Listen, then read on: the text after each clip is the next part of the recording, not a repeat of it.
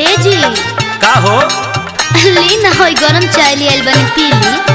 अरे जहर और नहीं कुन डलले अमार बढ़नी के प्यार बचत नहीं खे।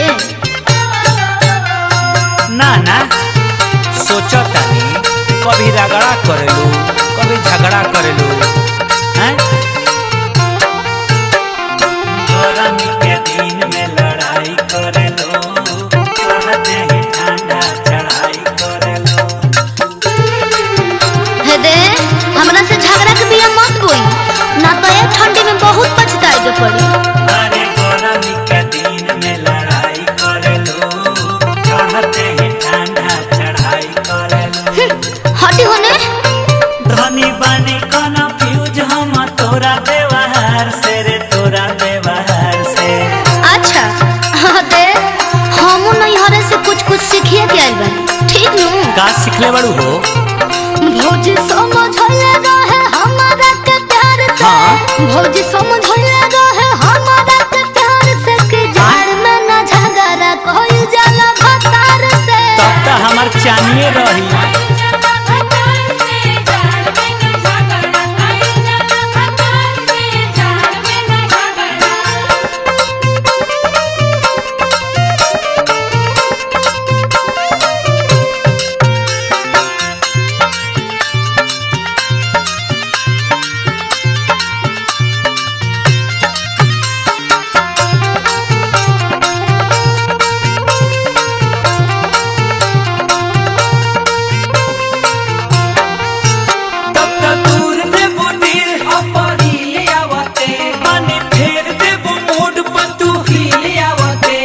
अरे ना जी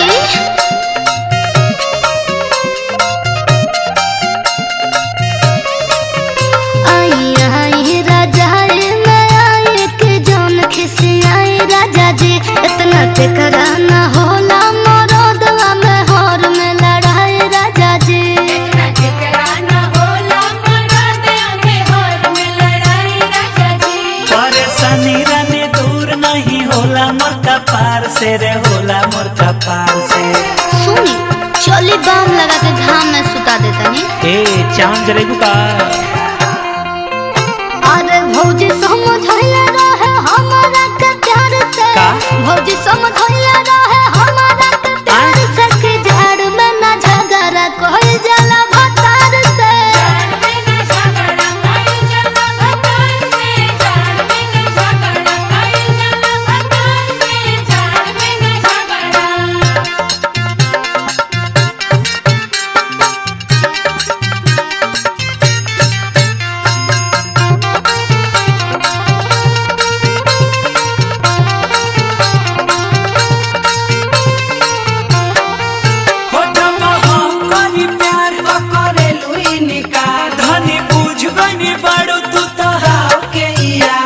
अच्छा दाव के यार?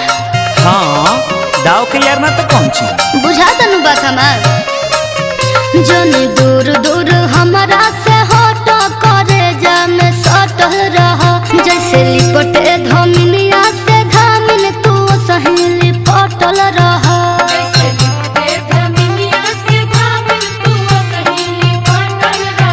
कृष्ण जी अजित शंकर के पोल्हावेलू दुलार से पोल्हावेलू दुलार से। अच्छा हम बोलावे नी और वो ना बोलावे नी।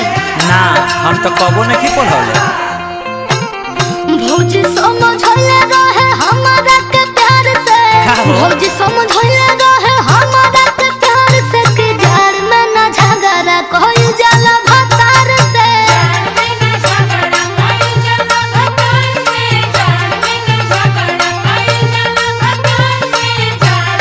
हाय चली